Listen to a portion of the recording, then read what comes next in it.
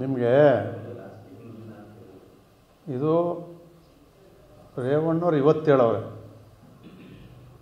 ರಾಜ್ಯ ಜನಕ್ಕೆ ಗೊತ್ತಿತ್ತದೆಲ್ಲ, ಗೊತ್ತಿಲ್ಲ ಅಂತ ತಿಳ್ಕೊಂಡವ್ರೆ.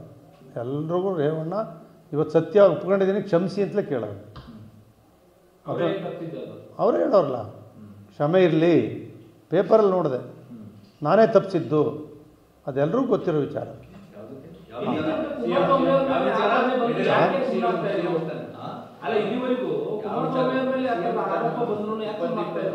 ಅದು ಯಾಕೆಂದರೆ ನೋಡಪ್ಪ,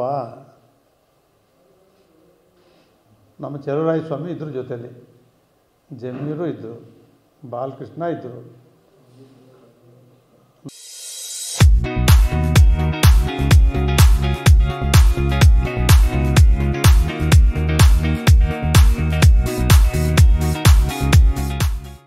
ನಮ್ಮ ವಾಸು ಅವರು ಇದ್ದರು. ಇವರೆಲ್ಲರದ್ದು ಏನು ಅಂದರೆ ಕುಮಾರಸ್ವಾಮಿಯವರೇ ಉಪಮುಖ್ಯಮಂತ್ರಿ ಆಗಬೇಕು ಅನ್ನೋದು. ರೇವಣ್ಣವ್ರಿಗೆ ಉಪಮುಖ್ಯಮಂತ್ರಿ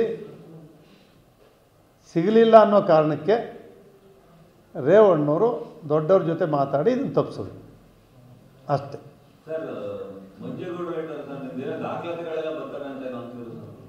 ನಾನು ನಿಮ್ಗೆ ಹೇಳ್ತೀನಿ,